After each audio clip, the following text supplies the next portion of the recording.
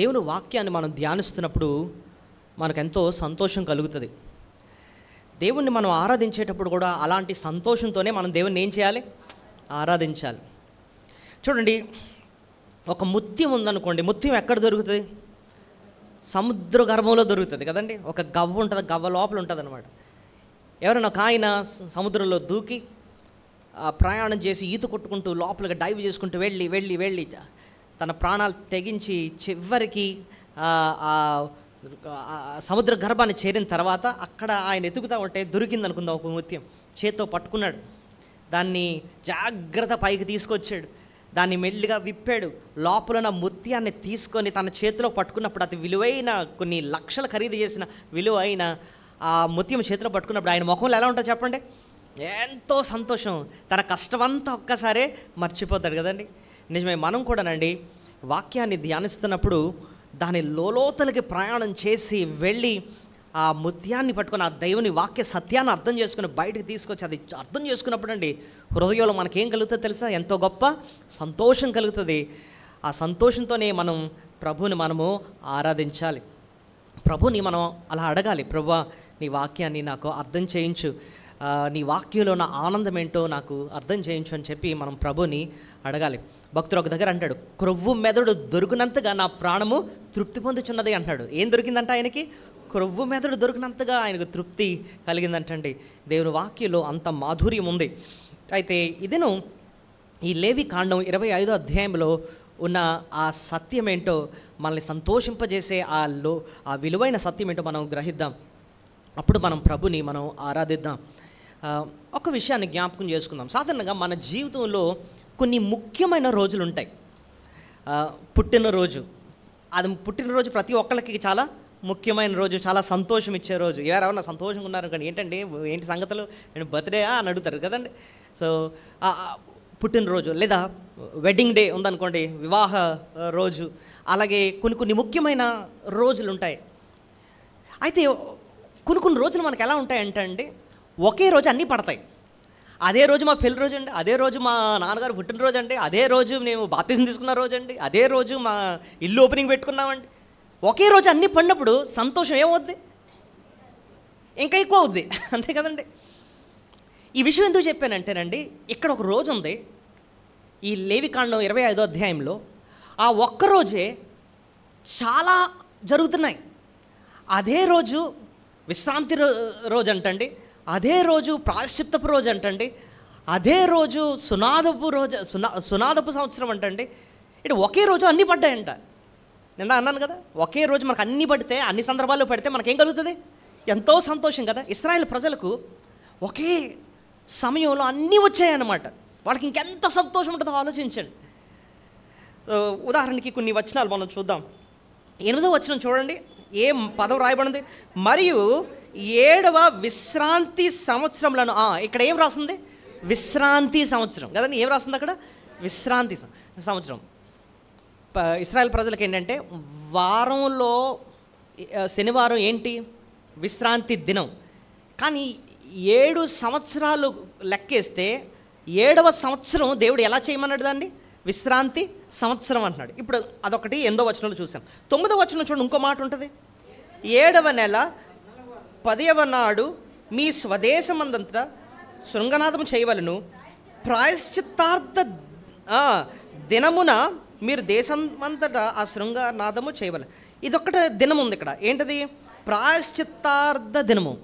So విశ్రాంతి సంవత్సరం అంటున్నారు, 9వ వచనంలో ఏం రాస్తున్నాడు? ప్రాయశ్చిత్త దినం అంటున్నాడు. మళ్ళీ ఒకసారి 10వ వచనం చూడండి, ఇక్కడ ఇంకో పదం రాస్తుంది. మీరు ఆ సంవత్సరమున అనగా 50వ సంవత్సరం పరిశుద్ధపరిచి ఆ దేశం అందరికి విడుదల కలుగునని చాటింపబలను, అది మీకు సునాదముగా నుండును. సునాదము ఏ మాట రాస్తుంది? సునాదము అని చెప్పి పక్కన నెంబర్ 1 అన్న సంఖ్య ఉంది, కింద ఏం రాస్తుంది చెప్పగలరా? జూబిలీ. జూబిలీ 50 years కంప్లీట్ అయిందనమాట. 50th year, 50వ సంవత్సరాన్ని వాళ్ళు ఏమంటున్నారంటే సునాదం లేదా జూబిలీ. ఇప్పుడు చూడండి, 3 పదాలు మనం చూసాం: విశ్రాంతి, ప్రాయశ్చిత్తం, ఇంకా సునాదం. 3 సందర్భాలు ఒకే రోజు పడ్డాయి, ఒకే సమయంలో పడ్డాయి.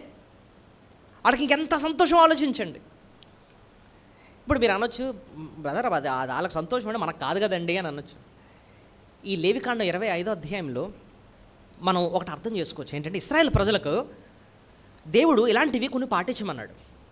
ఎందుకు పాటించమన్నాడండి అంటే ఆయన ఆ పండగల ద్వారా, ఆ రోజుల ద్వారా కొన్ని గొప్ప సత్యాలు వారికి నేర్పిస్తున్నాడు. ఆ సత్యాలు మనకి కూడా వర్తిస్తాయి. సింపుల్గా మీకు ఇంకా అర్థం అవ్వడం చెప్పాలి అంటే, ఇప్పుడు చూడండి, కాలేజ్లో థియరీ ఉంటుంది, ప్రాక్టికల్స్ ఉంటాయి. థియరీ అంటే ఏంటి? ఈవేళ థియరీ పరీక్ష అండి అంటాం. అంటే అర్థం ఏంటి? వాళ్ళు ఏం చేస్తారు? రాస్తారు కూర్చొని, థియరీ ఎగ్జామ్ అండి అంటారు. లేదా థియరీ క్లాస్ అండి అంటారు. అంటే ఏంటి? టీచర్ గారు చెప్తా ఉంటే జాగ్రత్తగా వీళ్ళు కూర్చొని వింటారు అంతే. ప్రాక్టికల్స్ అంటే వాళ్ళు సొంత చేతులతో చెయ్యాలన్నమాట. ఏదైనా తయారు చేయటము, ఒకవేళ కెమికల్ ల్యాబొరేటరీ అండి ఇవ్వాలనుకోండి, కెమికల్స్ కలపటం, ఫిజిక్స్ ల్యాబొరేటరీ అండి, లేకపోతే సో అండ్ సో అండి అని చెప్పి ఇలాంటి ప్రాక్టికల్గా సొంత చేతులతో చేస్తారు. థియరీ ద్వారా ఎంత నేర్చుకుంటారో ప్రాక్టికల్గా చేసినప్పుడు ఇంకా ఎక్కువ నేర్చుకుంటారండి. పుస్తకాల్లో చదవడం వేరు, చేతులతో సొంత చేతులతో చేయటం వేరు కదండి. నేను ఇంజనీరింగ్ చేస్తున్నప్పుడు మాకు ఒక క్లాస్ ఉండేది అనమాట. అదేంటంటే వెల్డింగ్ క్లాస్. సో ప్రాక్టికల్స్ ఏంటంటే వెల్డింగ్. వెళ్ళి మేము ఏం చేసేవాళ్ళం అంటే ఇదొక ఇనప మొక్క, ఈ ఇనప మొక్క పెట్టి మధ్యలో ఏం చేసేవాళ్ళం? వెల్డింగ్ చేసేవాళ్ళం. ఆర్క్ వెల్డింగ్ అని, గ్యాస్ వెల్డింగ్ అని ఇలా చేసేవాళ్ళం అనమాట. పుస్తకాల్లో చదివితే రాంది సొంతగా చేసినప్పుడు మాకు మైండ్లో బాగా గుర్తుండిపోయింది అనమాట ప్రాక్టికల్స్. ఇక్కడ కూడా లేవికాండంలో మీరు చూస్తే దేవుడు కొన్ని ప్రాక్టికల్గా చేయమంటున్నాడు అనమాట. వాళ్ళు సొంత చేతులతో చేయమంటున్నాడు. ఈ పండుగ ఆచరించండి, లేకపోతే ఈ బలి అర్పించండి అంటున్నాడు. ఎందుకంటే వాళ్ళు సొంత చేతులతో చేస్తున్నప్పుడు ఒక గోడ సత్యాన్ని ప్రభు వాళ్ళకి నేర్పిస్తున్నాడు అనమాట. మనం లేవికాండంలో ఇప్పటికే చాలా పండగలని, ఇవన్నీ కూడా అర్పణలని ఏవేవో ధ్యానించుకుంటూ వచ్చాం. ఓకే, కానీ ఇక్కడ లేవికాండం 25వ అధ్యాయంకి వచ్చినప్పటికీ అన్నీ కలిసి వస్తున్నాయి. ఏంటంటే నేర్చుకున్నాం? విశ్రాంతి, రెండోది ఏంటి? ప్రాయశ్చిత్తము, ఇంకోటేంటి? సునాదము. ఇలాంటివన్నీ కూడా కలిసి వస్తున్నాయి అన్నమాట. వీటన్నిటి నుంచి మనం దేవుణ్ణి ఆరాధించడానికి ఏం నేర్చుకోవచ్చు అండి అని అంటే, ఈ లేవికాండం 25వ అధ్యాయంలో ఇవన్నీ స్టడీ చేసినప్పుడు దేవుణ్ణి ఆరాధించడానికి ఒక 7 అద్భుతమైన కారణాలు ప్రభు మనకు నేర్పించబోతున్నాడు. ఎన్నండి? 7 విషయాలు. ఈ 7 విషయాలు మనం అర్థం చేసుకున్నప్పుడు అండి మనం ప్రభుని మనస్ఫూర్తిగా స్తుతులు చెల్లిస్తాం. ప్రభా, ఇంత విలువైన రక్షణ నువ్వు నాకు అనుగ్రహించావు, ఇంత శ్రేష్టమైన జీవితం నువ్వు నాకు అనుగ్రహించావు అని చెప్పి ఈ 7 విషయాలు బట్టి మనసారా దేవుని మనం స్తుతులు చెల్లిస్తాం అనమాట. సో ఎన్ని విషయాలు ఒక్కొక్కటి మనం అర్థం చేసుకుందాం. మొట్టమొదటిది, దేవుడు మన జీవితానికి నిజమైన విశ్రాంతి ఇస్తాడు. ఏం చెప్పండి? దేవుడు ఎవరు? మన జీవితానికి ఏమిస్తున్నాడు? నిజమైన విశ్రాంతి. విశ్రాంతినిచ్చే దేవుడుగా మనం ఆయన్ని స్తుతులు చెల్లించాలి. చెప్పండి అన్నమాట. విశ్రాంతినిచ్చే దేవుడుగా ఆయన మన స్తుతులు చెల్లించాలి. ఈ విషయం ఎలా చెప్పారండి అంటే, ఈ లేవికాండం 25వ అధ్యాయంలో మొదటి 7 వచనాలు కూడా విశ్రాంతి సంవత్సరం కోసం మాట్లాడుతున్నాడు. విశ్రాంతి అదేంటో నేను వివరిస్తాను. చూడండి, ఎన్నిసార్లు విశ్రాంతి అన్న మాట వస్తుందో మీరే చూడండి. 25వ అధ్యాయం మొదటి 2 వచనాలు చూడండి. 2వ వచనం చివరిని చదివితే సరిపోద్ది. ఆ భూమి కూడా యెహోవా పేరట విశ్రాంతి కాలమును ఆచరింపవలెను. మళ్ళీ 3వ వచనం కూడా చూస్తే 6 సంవత్సరాల ఫలములను బుధింపవలెను, కూర్చుకోలేను. 4వ వచనం 7వ సంవత్సరము భూమికి మహావిశ్రాంతి కాలము అనగా యెహోవా పేరట విశ్రాంతి సంవత్సరము ఉండవలను. సో ఇక్కడ మనకి ఏ పదం కనబడుతుంది? పదే పదే విశ్రాంతి. ఇందాక మనం చూసాం కదా 8వ వచనంలో కూడా, మరియు 7 విశ్రాంతి సంవత్సరములను అన్నమాట మనం చూస్తున్నాం. విశ్రాంతి అన్నమాట మనం చూస్తున్నాం. ఓకే, ఏంటండి ఈ విశ్రాంతి? 7వ రోజునేమో విశ్రాంతి రోజు అంటున్నాడు, 7వ సంవత్సరం ఏమో విశ్రాంతి సంవత్సరం అంటున్నారు. ఏంటి విశ్రాంతి అని అంటే, ఆ విశ్రాంతి సంవత్సరం లేదా విశ్రాంతి రోజు ఏంటి జ్ఞాపకం చేస్తుందంటే, దేవుడు ఆయన యందు విశ్వసించిన వారికి నిజమైన విశ్రాంతిని ఆయన ఇస్తాడు. ఏం చేస్తాడు? నిజమైన విశ్రాంతి. దాని గురించి మనం అర్థం చేసుకుందాం. ఏంటి ప్రభు ఇచ్చే విశ్రాంతి అంటే ఏంటండి? మంచి నిద్ర ఇస్తాడా? లేకపోతే ఏంటి ఆయన ఇచ్చే విశ్రాంతి అంటే ఏంటండి అని మీరు అనొచ్చు. దాని గురించి కొంచెం జాగ్రత్తగా ఆలోచిద్దాం. మానవుడిని దేవుడు ఫస్ట్ సృష్టించినప్పుడు ఎక్కడ పెట్టాడు? ఏదెను తోటలో పెట్టాడు. ఏదైనా తోటలో ఆదము అవ్వలను పెట్టాడు. ఏదైనా తోటలో వాళ్ళకి విశ్రాంతి ఉండేదన్నమాట. వాళ్ళకి ఆరోగ్యం ఉండేది, ఆయుష్ ఉండేది, ఏ ఇబ్బంది కూడా వాళ్ళకి లేదు, భయం లేదు, సంతోషం ఉండేది, తృప్తి ఉండేది, సమృద్ధి ఉండేది అనమాట. అందుకంటే ముఖ్యంగా దేవునితో వ్యక్తిగత సహవాసం వాళ్ళకి ఉండేది. దేవుడు వచ్చి వారితో గడిపేవాడు అన్నమాట. ఆదాము అవ్వలకి నిజమైన విశ్రాంతి ఏంటో వాళ్ళు అనుభవించారు. అయితే అది ఒకరోజు పోయింది. ఎప్పుడు పోయింది చెప్పండి? ఏ రోజైతే పాపం ప్రవేశించిందో వాళ్ళ జీవితంలో ఆ వేళ ఆ విశ్రాంతి అంతమైపోయింది. ఓకే, పాపం చేసినప్పుడు వాళ్ళు ఏంటేంటి నష్టం తెచ్చుకున్నారో చెప్పగలరా? ఆదికాండం 3వ అధ్యాయం ఒకసారి తీయండి, అక్కడ కొన్ని పదాలు మీకు చూపిస్తాను. ఆదికాండం 3వ అధ్యాయం, ఆదికాండం 3వ అధ్యాయంలో 8వ వచనం చూడండి. అతని భార్య తోటలో సంచరించుచున్న దేవుడైన యెహోవా స్వరము విని, దేవుడైన యెహోవా ఎదుటికి రాకుండా తోటల చెట్టు మధ్య దాగుకొనెను. భయంతో వాళ్ళు ఏం చేస్తున్నారు? ఎవరు దాక్కుంటారండి? తప్పు చేసినోడు, భయం ఉన్నవాడు ఏం చేస్తారు? దాక్కుంటారు. సో వాళ్ళు దేవుడు వస్తూ ఉంటే సంతోషంగా ఆయనతో కలిసి తోటలో సంచరించే వాళ్ళు ఇక్కడ వాళ్ళు చెట్టు చాటును ఏం చేస్తున్నారంటండి? ఆయన స్వరం వినేటప్పుడు పారిపోయి దాక్కుంటున్నారనమాట. ఈ భయం ఎందుకు వచ్చింది? లేకపోతే ఈ అపరాధ భావం ఎందుకు వచ్చిందండి అంటే వారు చేసిన పాపం వాళ్ళకి ఏం పోయింది? విశ్రాంతి పోయింది, భయం వచ్చింది. విశ్రాంతి పోయింది, అపరాధ భావం వచ్చింది అనమాట. ఇంకా మీరు అలా కిందకి వెళితే 10వ వచనం చూడండి. అందుకు అతడు, నేను తోటలో నీ స్వరము విన్నప్పుడు దిగంబరునని ఉంటే నన్ను గనుక భయపడి దాగుకొంటిన నేను. వాళ్ళకి ఏమొచ్చిందంటండి? భయం వచ్చిందంటండి, భయం వచ్చిందంట. అంతేకాకుండా వాళ్ళు దిగంబరులని వాళ్ళకి తెలిసిపోయిందంటండి. ఇంకా చూడండి అలా కిందకి వెళితే 12వ వచనం, అందుకు ఆదాము, నాతో నుండుటకు నీవు నాకు ఇచ్చిన ఈ స్త్రీయే ఆ వృక్ష ఫలము కొన్ని నాకు ఇయ్యగా నేను తిందునంటాను. ఇక్కడ చూడండి, ఆదాము అవ్వ ఒకప్పుడు వరకు చాలా అన్యోన్యంగా ఉండేవారు. అవ్వను చూసిన వెంటనే ఆదాము ఒక పాట పాడాడు. ఏం పాట పాడాడు గుర్తుందా మీకు? నా ఎముకలో ఎముక, నా మాంసములో మాంసం అని చెప్పి ఆ పాటలోనే ఎంతో అన్యోన్యత ఉన్నట్టుగా మనకు కనపడుతుంది. కానీ ఎక్కడ చూస్తే ఫిర్యాదు చేస్తున్నాడు, నువ్వు ఇచ్చేవే ఆ స్త్రీ, ఆవిడ వల్లే ఇదంతా వచ్చింది, ఆవిడిచ్చింది అంటే ఒక మాటలో చెప్పాలండి వాళ్ళిద్దరి మధ్య ఐక్యత కూడా పోయింది. అర్థమవుతుంది మీకు? సో ఒక పక్కన భయం వచ్చిందండి, ఒక పక్కనేమో తప్పు చేశామన్న అపరాధ భావం వచ్చేసిందండి, సిగ్గు వచ్చిందండి.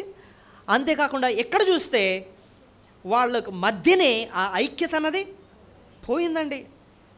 ఇంకా మీరు అలా చూస్తే శాపం వచ్చింది. దాని తర్వాత దేవుడు ఆదాము అవ్వని, భూమిని, అంతేకాకుండా సర్పాన్ని ఏం చేస్తాడు?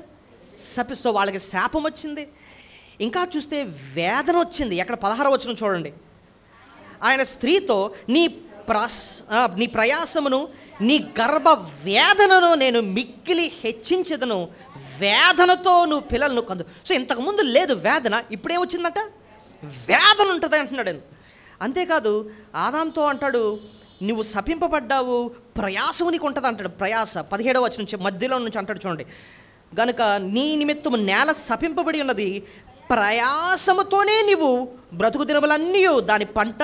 సో నీకేముంటుంది? ఇంకా ప్రయాస. సో మీకు అర్థమవుతుంది ఈ పదాలన్నీ ఎలా ఉన్నాయండి? మీరు చెప్పగలరా? ఏంటి మీకు జ్ఞాపకం ఉన్నాయో? సో పాపం చేయడం వల్ల ఏమేమి వచ్చాయి? భయం వచ్చింది, సిగ్గొచ్చింది, వాళ్ళ మధ్యన ఐక్యత పోయింది, అపరాధభావం వచ్చింది, శాపం వచ్చింది, వేదన వచ్చింది, ప్రయాస వచ్చింది. ఇంకో మాటలో చెప్పండి, చావు వచ్చింది. నువ్వు మన్నులో నుంచి తీయబడ్డావు కాబట్టి మళ్ళీ ఏమైపోతావు? నువ్వు మన్ను అయిపోతావు. అంటే అర్థం ఏంటంటే నీకేం వచ్చింది? చావు వచ్చింది. అంతేకాదు ఇంకేం పోగొట్టుకున్నారో తెలుసా? ఏదేనిలో నుంచి బయటికి పంపించేది. అంటే అర్థం ఏంటి? దేవునితోనే సహవాసం వాళ్ళకి పోయింది. అంతేకాదండి, వాళ్ళకున్న రాజరికం కూడా పోయింది. నువ్వు ఏలుదు అని అన్నాడు కదా, ఏమి వెళ్ళడం? వెళ్ళి సాతానుకు లోబడి వాడికేమో దాని ఏమంటారు, కిరీటాన్ని ఇచ్చేసి వీళ్ళ రాజరికాన్ని కూడా పోవడం. ఒక మాటలో చెప్పాలంటే విశ్రాంతి పోయింది. ఏం పోయింది? సో ఏదైనా పోవడం అంటే అర్థం ఏంటంటే ఆ విశ్రాంతే పోగొట్టుకున్నారు. అయితే దేవుడు వాగ్దానం చేసేది ఏంటంటే పోయిన విశ్రాంతిని నేను మళ్ళీ తిరిగి ఇస్తాను. యేసయ్య ఈ లోకానికి వచ్చినప్పుడు ఆయన అన్న మాట ఏంటి? ప్రయాసపడి భారం మోస్తున్న సమస్త జనులారా నా యొద్దకు రండి, నేను మీకేమిస్తాను? విశ్రాంతినిస్తాను. అయితే ప్రభు ఇచ్చే విశ్రాంతిని అర్థం చేయించడానికి ఓల్డ్ టెస్ట్మెంట్లో, పాత నిబంధన గ్రంథంలో దేవుడు ఒక దినాన్ని పాటించమన్నాడు. ఆ దినం పేరే ఏంటండి? విశ్రాంతి దినం. విశ్రాంతి, మన భాషలో విశ్రాంతి అంటే ఏంటి చెప్పండి? హాలిడే, రెస్ట్, అంతేనా? రెస్ట్. ఇప్పుడు 6 రోజులు కష్టపడినోడు ఒక రోజు కోసం ఎదురు చూస్తూ ఉంటాడు. ఏంటి? ఏ రోజు కోసం? మనందరం సండే కోసం ఎదురు చూస్తాం, ఎందుకంటే సండే హాలిడే కాబట్టి అమ్మ కొంచెం రెస్ట్ తీసుకోవచ్చురా అన్నట్టుగా. ఆ పాత నిబంధన గ్రంథంలో దేవుడు విశ్రాంతి దినాన్ని ఉపయోగించుకొని ఒక పాఠం నేర్పిస్తున్నాడు. ఏంటంటే, మీరు ఎలాగైతే 6 రోజులు ప్రయాసపడుతున్నారో, 7వ దినం దొరికే విశ్రాంతి కోసం ఎలాగైతే ఎదురు చూస్తున్నారో, మీ నిజ జీవితంలో నేను అదే చేయబోతున్నాను. ఏంటో తెలుసా? ఇప్పుడు ప్రస్తుతం మీకు ఎంతో ప్రయాసం ఉంది కదా, మీకు భయం ఉంది, మీకు దిగులు ఉంది, శాపం ఉంది, శిక్ష ఉంది, ఇలాంటి భయంకరమైన విశ్రాంతి లేని బ్రతుకుందే. మీరు ఎలాగైతే విశ్రాంతి కోసం ఎదురు చూస్తున్నారో, నేను ఒకరోజు వచ్చి మీకేమిస్తాను? విశ్రాంతినిస్తానని చెప్పి ఆ విశ్రాంతి దినాన్ని ఆ రీతిగా పాటించమని చెప్పాడు అనమాట. మీరు ఎలాగైతే ఒక విశ్రాంతి దినం కోసం ఎదురు చూస్తూ ఉంటారో, అలాగా నేనిచ్చే విశ్రాంతి కోసం ఎదురు చూడండి అని చెప్పి ఆ విశ్రాంతి దినాన్ని పాత నిబంధన గ్రంథంలో దేవుడు పెట్టాడు. వాళ్ళు ఎదురు చూశారు. ఇవ్వడానికి ప్రభు ఈ లోకానికి వచ్చాడు. వచ్చి ప్రభు మాట అంటాడు, ప్రయాసపడి భారం మోస్తున్న సమస్త జనులారా, ఇంక నా దగ్గరకు రండి, నేను మీకు ఏమిస్తాను? ఇంకా విశ్రాంతి. ఇప్పుడు యేసు ప్రభు ఇచ్చే విశ్రాంతి ఎలా ఉంటుందండి అనడానికి ఒక 3 విషయాలు చెప్తాను. నాతో చెప్పండి. ప్రారంభ విశ్రాంతి, అనుదిన విశ్రాంతి, అంతిమ విశ్రాంతి. ఏంటండి? ప్రారంభ విశ్రాంతి, అనుదిన విశ్రాంతి, అంతిమ విశ్రాంతి. ప్రారంభ విశ్రాంతి అంటే ఏంటండి అంటే, ఏ రోజైతే మన పాపాన్ని ఒప్పుకొని పశ్చాత్తాపడి యేసయ్యా నన్ను రక్షించని చెప్పి ప్రభుని అడిగాము, ఆ వేళ ప్రభు మన పాపాలు ఏం చేస్తాడు? క్షమిస్తాడు. ఆయన అమూల్యమైన రక్తంతో కడిగి శుద్ధి చేస్తాడు. మనల్ని ఆయన బిడ్డగా చేసుకుంటాడు. ఆయన కుటుంబంలోకి మనల్ని చేర్చుకుంటాడు. ఆయన నీతితో మనల్ని కప్పుతాడు. ఆ సిలువ మీద దొంగతో నేడే నువ్వు నాతో పరదైసులో ఉంటావని చెప్పి ఎలాగైతే గొప్ప రక్షణ నిశ్చయిత ఇచ్చాడో, అంత గొప్ప రక్షణ నిశ్చయిత ప్రభు మనకి ఇస్తాడు. నాకు ప్రభు మధ్య ఏ అడ్డు లేదు. నేను ఆయన నాకు తండ్రి, ఆయన నన్ను పట్టించుకుంటాడు. ఇదే గొప్ప విశ్రాంతి. సో ఇదంతా ఏంటంటే ప్రారంభ విశ్రాంతి. రక్షింపబడిన రోజే ప్రభు ఇస్తాడు అనమాట. ఆ విశ్రాంతిని ఇస్తాడు. అది ప్రారంభ విశ్రాంతి. మరి అనుదిన విశ్రాంతి సంగతి ఏంటండి? ఈ లోకంలో ఎన్నో కష్టాలు ఉంటాయి, ఎన్నో శ్రమలు ఉంటాయి, ఇబ్బందులు ఉంటాయి. ఈ శ్రమలు, ఇబ్బందులు మనలో ఉన్న విశ్రాంతిని అంతటిని కూడా పీల్చేస్తూ ఉంటాయి అన్నమాట. అయితే ప్రభు మాట అంటున్నాడు, ఎవరైతే ఆయన మీద ఆనుకుంటారో వాళ్ళకి ఏమిస్తాడో తెలుసా? పూర్ణ శాంతి. ఏమిస్తాడు ఆయన? ఇది ఏంటంటే అనుదిన విశ్రాంతి. చెప్పండి, ఎక్కడ రాస్తుంది ఆ వచనం? యెషయా గ్రంథం 26వ అధ్యాయము 3వ వచనం. యెషయా గ్రంథం 26వ అధ్యాయము 3వ వచనం. ఎవని మనసు నీ మీద ఆనుకొనునో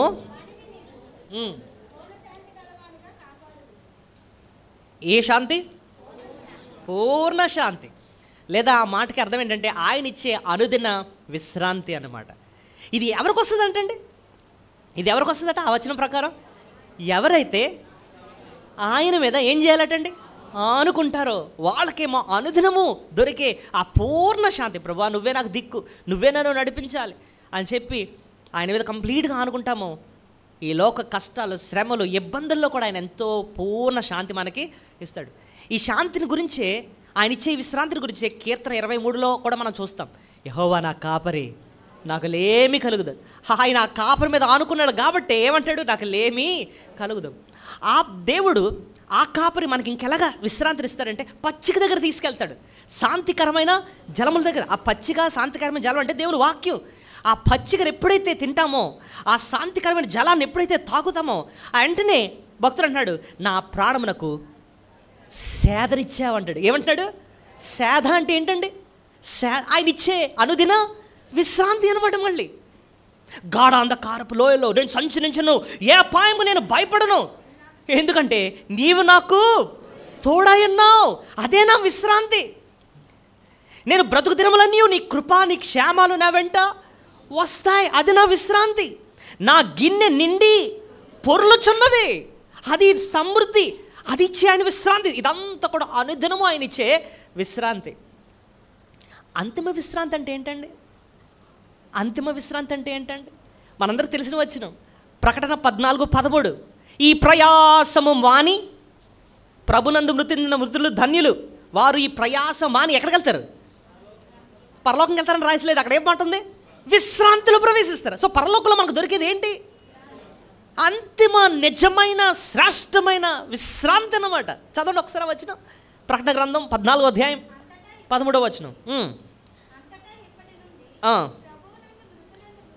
ప్రభునందు మృతునందిన మృతులు ధన్యులని రాయమని చెప్పగా వింటిని. నిజమే, వారు తమ ప్రయాసము మాని విశ్రాంతి పొందుదురు. పరలోకంలో ఏం పొందుతారట? లాజరు ఉన్నాడు, పరలోకంలో ఏం పొందుతున్నాడు? నెమ్మది. అబ్రహామును రొమ్మును ఆనుకొని నెమ్మది పొందుతున్నాడు అన్నమాట. సో ఈ లోకం అంతా ఎన్నో కష్టాలు అనుభవించాడు కదా, పరలోకంలో నెమ్మది పొందుతున్నాడు. సో ఇక్కడ మీకు ప్రభు ఇచ్చే విశ్రాంతి మీకు అర్థమవుతుందా? ఈ విశ్రాంతి దినం అదే జ్ఞాపకం చేస్తుంది అన్నమాట. అయితే ఒకటి గుర్తుపెట్టుకోండి, పాత నిబంధన గ్రంథంలో ఏమో శనివారము విశ్రాంతి దినముగా ఆచరించేవారు. అది ఎంతవరకు అంటేనండి, ప్రభు మరణించి తిరిగి లేచిన రోజు వరకే. ప్రభు మరణించి తిరిగి లేచిన రోజు ఏ రోజు? ఏ రోజు? శనివారం ఆయన శుక్రవారం ఆయన మరణించాడు, సమాధి చేయబడ్డాడు. 3వ దినం ఆదివారం తిరిగి లేచాడు. ఇప్పుడు ఆదివారానికి ఒక పేరు వచ్చింది. ఏం పేరు తెలుసా? ప్రభుదినం. ఏ దినం? ప్రభుదినం. ప్రభు ప్రత్యేకించుకున్న దినం. ఆ ప్రభుదినం రోజున ఆది సంఘం కూడుకునేవారు అన్నమాట. ఎందుకండి ప్రభుదినానికి అంత ప్రాముఖ్యత ఇచ్చారండి అంటే, మన విశ్రాంతికి కారణము ఆ పునరుద్ధానము. ఆ పునరుద్ధానం జరిగింది ఆదివారం. సో ఆదివారం రోజున ప్రభు యొక్క పునరుద్ధానాన్ని జ్ఞాపకం చేసుకుంటూ, తద్వారా మనకిచ్చిన ఆ విశ్రాంతిని జ్ఞాపకం చేసుకుంటూ మనం దేవుణ్ణి మన స్తుతులు చెల్లిస్తాం అనమాట. ఇంకో విషయం చెప్తాను, చాలా ప్రాముఖ్యమైన విషయం ఏంటంటే, మన పాపం పోవాలి అంటే ప్రభు ప్రాణం పెడితే సరిపోదు, ప్రాణం పెట్టి మళ్ళీ తిరిగి లేవాలి. ఎక్కడ రాస్తుందండి బైబిల్లో అంటే 1 కొరింథీ 15:17. చాలా ఇంపార్టెంట్ వచనం, మీకు గుర్తుండాలి అది. 1 కొరింథీ 15:17. క్రీస్తు లేపబడని ఎడల మీ విశ్వాసము వ్యర్థమే, మీరింకను మీ పాపముల్లోనే ఉన్నారు. అదెంత తీవ్రమైన వచనం ఆలోచించారా మీరు? ఒకవేళ ప్రభు లేపబడని ఎడల అంటే అర్థం ఏంటి? ఆయన సమాధి చేయబడి అలాగే ఉన్నాడు అనుకోండి, మీ విశ్వాసము వ్యర్థమే, మీరింకను మీ పాపముల్లోనే. మనం ఇలా కూడుకోవడమో వ్యర్థమే, ఆయన స్తుతించడమో వ్యర్థమే, అన్నీ వ్యర్థమే. కానీ ఇవన్నీ కూడా అర్థవంతమయ్యాయి ఎప్పుడంటే, ఆయన మరణించాడు, సమాధి చేయబడ్డాడు, ఆయన తిరిగి లేచాడు కాబట్టి నిజంగా మన పాపాలు క్షమింపబడ్డాయి. ఆయన తిరిగి లేచాడు కాబట్టి దేవునితో మనకు సమాధానము దొరికింది. ఆయన తిరిగి లేచాడు కాబట్టి నీకు నాకు ఈరోజు విశ్రాంతి దొరికిందన్నమాట. మనం దేవుని స్తుతించేటప్పుడు అనాలి, ప్రభువా నువ్వు నా కోసం ప్రాణం పెట్టావు, సమాధి చేయబడ్డావు, నువ్వు తిరిగి లేచావు నాయన, నాకు నిజమైన విశ్రాంతి నువ్వు నాకు అనుగ్రహించావు, ప్రారంభ విశ్రాంతి ఇచ్చావు, నా పాపాలు క్షమించి నీ బిడ్డగా నన్ను చేర్చుకున్నావు, అనుదిన విశ్రాంతిని ఇస్తున్నావు, నీ మీద ఎప్పుడైతే ఆనుకుంటామో నాకెంతో ధైర్యాన్ని ఈ లోకంలో నాకు ఇస్తున్నావు, ఒకరోజు మరణిస్తాను, అంతిమ విశ్రాంతి పరలోకానికి నన్ను తీసుకెళ్తావు. ఇంకా ఇంత శ్రేష్టమైన విశ్రాంతిని ఇచ్చిన దేవుడు కాబట్టి నీకెన్నో వందనాలు స్తుతులు చెల్లించుకుంటున్నా అని చెప్పి మొట్టమొదటిగా ఆ రీతిగా మనం దేవుని మన స్తుతులు చెల్లించాలి. సో ఈ దినం లేవికాండం 25వ అధ్యాయం మనం ధ్యానిస్తున్నాం. ఇందులో 7 పాఠాలు మనం నేర్చుకోబోతామని చెప్పాను దేవుణ్ణి ఆరాధించడానికి. మొట్టమొదటి పాఠం మనం చూసాం, అదేంటంటే ఆయన మనకు విశ్రాంతి ఇచ్చిన దేవుడిగా మనం ఆయన స్తుతులు మనము చెల్లించాలి. రైట్. రెండోది, ఇంకెందుకండి మనం దేవుణ్ణి మనం ఆరాధించాలి అని అంటే, ఆయన మన పోషకుడు. చెప్పండి, ఆయన ఎవరు? మన పోషకుడు.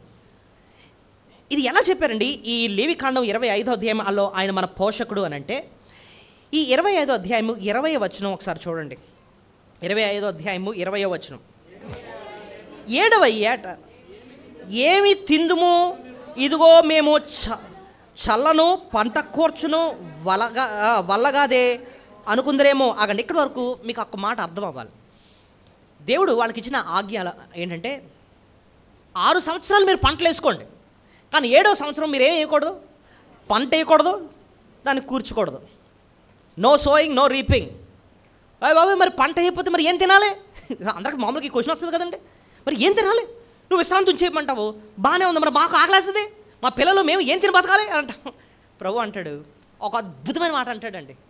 ఏంటి ఇప్పుడు చూడండి, ఎన్నో వచనం, 21వ వచనం. అయితే నేను 6వ ఏట నా దీవెన మీకు కలుగునట్లు ఆజ్ఞాపించాను. దేవుడు ఏం చేస్తాడంటే 6వ ఏటే ఒక దీవెన ఇస్తాడట వాళ్ళకి, ఒక బ్లెస్సింగ్ ఇస్తాడట. ఏంటి ఆ బ్లెస్సింగ్? అది 3 ఏండ్ల పంటను మీకు కలుగు. అంటే ఏంటి? ఒక్క 6వ సంవత్సరంలోనే దేవుడు ఏమిస్తాడట, నెక్స్ట్ 3 సంవత్సరాలకి కావాల్సినంత పంట దేవుడు ఇచ్చేస్తాడట. ఇప్పుడు చూడండి, మీరు 8వ సంవత్సరము విత్తనములు విత్తి 9వ సంవత్సరం వరకు పాత పంట తినేదు. అంటే అర్థం ఏంటి? ఒక మాటలో చెప్పాలి అంటే 3 సంవత్సరాలకు తగ్గ ఆహారాన్ని దేవుడు మనకి ఇస్తాను అని చెప్పాడు అనమాట. ఏమండి ఇక్కడ మీరు ఆలోచించండి, విశ్రాంతి సంవత్సరాన్ని పాటించమని ఆజ్ఞ ఇచ్చింది ఎవరు? దేవుడు. సో మన బాధ్యతల్లో ఒకటే ఏంటంటే ఆయన ఏం చెప్పాడో అది చేయడం. అంటే ఒకవేళ ఇశ్రాయేలీలుగా సంగతి చెప్తున్నాను, ఓకే. మనం ఇప్పుడు 7వ సంవత్సరం పాటించాం, ఎందుకంటే ప్రభు ఆల్రెడీ మనకి విశ్రాంతిని ఇచ్చేశాడు కాబట్టి విశ్రాంతి దినాన్ని పక్కనెట్టి ఆయన్ని స్తుతిస్తాం మనం. కానీ ఒక ఇశ్రాయేలుడిగా ఆలోచిస్తే మరి దేవుడు ఆజ్ఞ ఇచ్చాడు, ఆయన ఆజ్ఞ ఇచ్చినట్టు నేను నిజంగానే 7వ సంవత్సరం పంట వేయకపోతే ఎలా తినాలన్న భయం కూడా నాకు లేదు. ఎందుకంటే ఆయన నాకు 6వ సంవత్సరంలోనే ఏం చేస్తాడు, ముందుగానే ఏం చేస్తాడు, 3 సంవత్సరాలకు తగ్గ పంట ఆయన నాకు ఇచ్చేస్తాడు. సో దీన్ని బట్టి మనకు అర్థమవుతుందండి ఏంటంటే దేవుడే మన పోషకుడు. మన బాధ్యత ఆయనకు లోబడ్డం, పోషించే బాధ్యత ఆయన చూసుకుంటాడు అనమాట. అర్థమైంది మీకు? నా రాజ్యమును నా నీతిని మొదలు వెతకండి, అప్పుడు ఇవన్నీ నేను మీకు అనుగ్రహిస్తాను. దేవుడు ఎంత మంచి దేవుడు అంటేనండి, మనం ఆయన మాటకు లోబడితే చాలు ఆయన ఎంతో సంతోషాన్ని, ఎంతో ఆశీర్వాదాన్ని మన జీవితంలో ఇస్తాడనమాట. ఆయన పోషించే దేవుడు. 18, 19, 20 వచనాలు కూడా చాలా విలువైన వచనాలు చూడండి.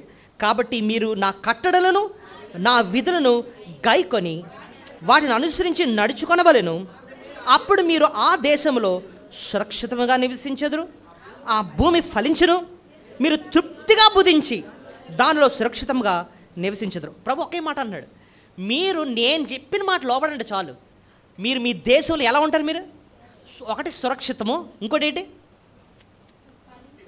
తృప్తి, సమృద్ధి ఇస్తాను. సో మన జీవితంలో తృప్తి, సమృద్ధి, క్షేమము ఇవన్నీ రావాలంటే ఏం చేయాలి? ఆయన మాటకి లోబడటం, అదే మన పని. ఎప్పుడైతే మనం ఆయన మాటకు లోబడతామో, ఆయన చెప్పినట్టు మనం చేస్తామో, నువ్వు కష్టపడడం కాదు, ఆయన మనకు కావాల్సిన పోషణ అనుగ్రహిస్తాడు. వీళ్ళు 1 సంవత్సరమే కష్టపడ్డారంటే 3 సంవత్సరాలకు కావాల్సినంత పంట దేవుడు ఇచ్చేసాడు అనమాట. కొంతమంది బ్రతుకులు ఎలా ఉంటాయంటే చిలుసంచి. చిలుసంచి అంటే ఏంటి అర్థం? బియ్యం బస్తా అంత సంపాదించాడు అనుకుంటున్నాడు అనమాట. నేను బియ్యం బస్తా ఇంటికి తీసుకెళ్ళి 2 నెలలు తినేస్తాను అనుకున్నాడు. అది తెలియదు ఏంటంటే కింద ఏముంది, కన్నం ఉంది. బండి మీద పెట్టుకొని ఇంటికి వచ్చేటప్పటికి బ్యాగ్ ఉంది, కానీ లోపల ఏం లేదు, బియ్యం లేదు. కొంతమంది జీవితాలు అలాగే ఉంటాయి, చిలుసంచి అన్నమాట. కష్టపడతారు కానీ అనుభవించడానికి ఏమీ ఉండదు అనమాట.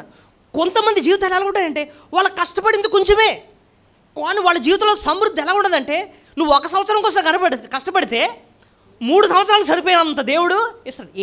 ఏది గొప్ప జీవితం చెప్పండి? మొదటి జీవితం, రెండో జీవితం, రెండో రకమైన జీవితం. నువ్వు కష్టపడేది కొంచెమే, సమృద్ధి దేవుడు ఇవ్వడం. తన ప్రియులు నిద్రించుచుండగా ఆయన వారికి ఇచ్చుచుండ, అది ఆ మాటకు అర్థం అనమాట. నీ కష్టం వల్ల నిద్రతో సమానం. చిన్నదే కష్టపడ్డావు, 5 రొట్టెలు 2 చిన్న చేపలే, అంతే కష్టపడ్డావు. కానీ 5,000 మంది అంతే, పురుషులు ఇంకా స్త్రీలు ఉన్నారు, ఇంకా పిల్లలు ఉన్నారు, వాళ్ళందరూ కూడా తృప్తిగా భోజనం చేశారనమాట. ఎంత ఆహారం ఎలా వచ్చిందండి అంటే దేవుడు వారిని ఏం చేస్తున్నాడు? పోషిస్తున్నాడు. వాళ్ళనే కాదు, నిన్ను నన్ను కూడా ఆయన ఏం చేస్తాడు? పోషిస్తాడు. మనం ఒక్కొక్కసారి మన ఉద్యోగం, మన కష్టం అది తెగ నమ్మేస్తాం. అమ్మో నా కష్టమేనండి నాకు తిండి పెట్టేది. మా లెక్చరర్ ఒక ఆయన ఉండేవాడు. ఆయన ఏమనేవాడు అంటే నాకు ఫుడ్ పెట్టేది నా కెమిస్ట్రీ అని అనేవాడు అనమాట. అంటే ఇక్కడ కెమిస్ట్రీ లెక్చరరు కాబట్టి ఏంటంటే ఫుడ్ పెట్టేది ఏంటంటే కెమిస్ట్రీ, అంతవరకు ఆలోచిస్తున్నాడు. కానీ ఆ కెమిస్ట్రీ చదవడానికి అవకాశం ఇచ్చింది ఎవరండి? దేవుడు కదండి. ఆ జ్ఞానం ఇచ్చింది ఆయన కదండి. నువ్వు కష్టపడ్డావు సరే, నీ జీతం వచ్చింది సరే, ఆ జీతాన్ని మళ్ళీ నువ్వు అనుభవించాలంటే కూడా ఒప్పుకోవాల్సింది ఎవరు? దేవుడే. మనల్ని పోషించేది దేవుడు. నీతిమంతులు విడువబట్టు కానీ వారి సంతానము భిక్షమిత్రుడు కానీ నేను ఎప్పుడు చూచి ఉండలేదు. ఆయన మన పోషకుడు అనమాట. అయితే అక్కడ దేవుడు పెట్టిన షరతు ఏంటంటే, నువ్వు నా మాటకు లోబడాలి, నీకు ఏది అవసరమో నేను చూసుకుంటాను. అది మొదటి స్థానం దేవునికి ఇవ్వు. ఆయనకు లోబడ్డం చూసుకో. ఏ విషయంలో దేవునికి నచ్చనో మన జీవితంలో ఉన్నవే సరి చేసుకో.